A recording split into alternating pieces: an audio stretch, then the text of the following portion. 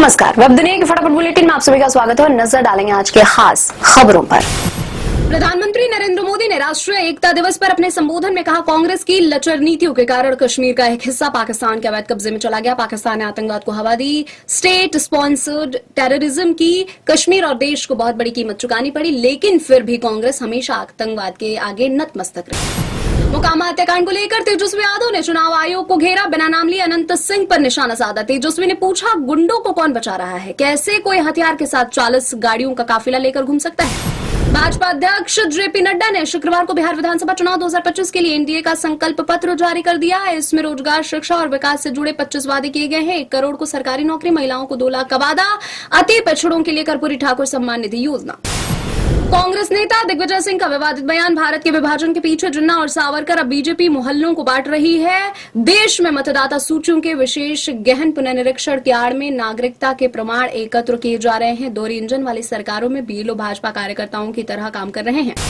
कर्नाटक की राजधानी बेंगलुरु में एक सॉफ्टवेयर इंजीनियर को ऑनलाइन मोबाइल खरीदना महंगा पड़ गया। इंजीनियर ने दावा किया, उसने अमेजन से 1.86 लाख रुपए का Samsung Galaxy Z Fold 7 phone order किया। इसके लिए उसने फोन का पूरा पेमेंट भी किया। जैसे ही उसने मोबाइल फोन का डब्बा खोला, उसमें मोबाइल की जगह टाइल का एक टुकड़ा निकला।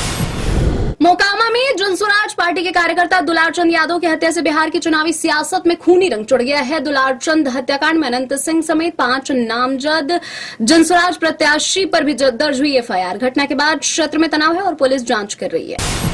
बाढ़ में रहने वाले दुलारचंद यादव का जन्म मोकामा के तारतर गांव में हुआ था। इसी गांव में उनकी हत्या हुई। 90 के दशक में वो राजद सुप्रीमो लालू प्रसाद यादव के संपर्क में आए और मोकामा विधानसभा से चुनाव भी लड़ा था।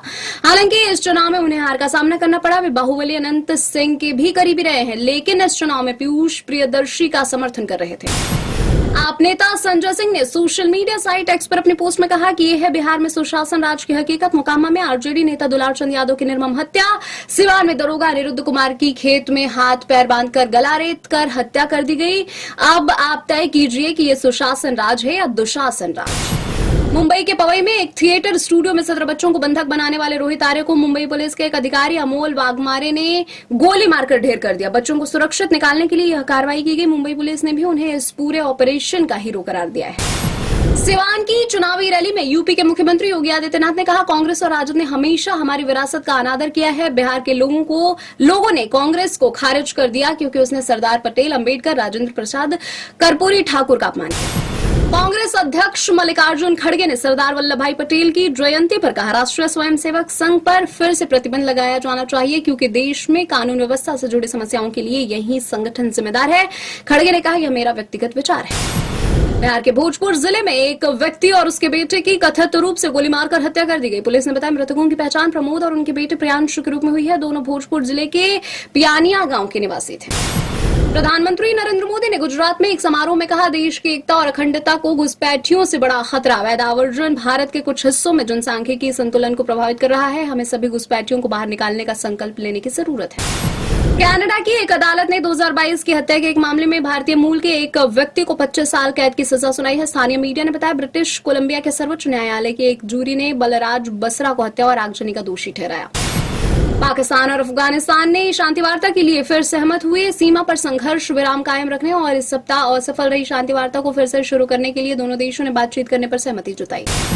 आईसीसी महिला विश्व कप क्रिकेट सेमीफाइनल में भारतीय महिला टीम की जीत पर क्रिकेटर विराट कोहली ने कहा, जेमीमा का एक बड़े मैच में लाजवाब प्रदर्शन रहा। मारुति सुजुकी का जुलाई सितंबर तिमाही का शुद्ध 8% से बढ़कर 3,349 करोड़ रुपए। कंपनी ने बताया, कंपनी का कुल राजस्व 13% बढ़कर 42,344.2 करोड़ रुपए रहा।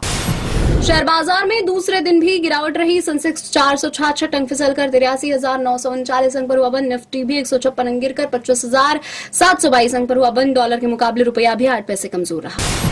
फेमस असमिया सिंगर जुबीन गर्ग की आखिरी फिल्म रोई रोई बिनाले हुई रिलीज। असम समेत करीब 46 लोकेशंस में रिलीज हुई फिल्म में एक अंधे गायक की भूमिका में जुबीन गर्ग हैं। 19 सितंबर को सिंगापुर में हो गया था जुबीन का निधन। वरुण धवन की फिल्म है जवानी तो इश्क होना है की नई रिलीज डेट आई सामने। 5 जून 2025 को रिलीज होगी फिल्म। वरुण के साथ नजर आएंगी पूजा हेगड़े और मौनी रॉय। फिल्म को डेविड धवन ने निर्देशित किया है।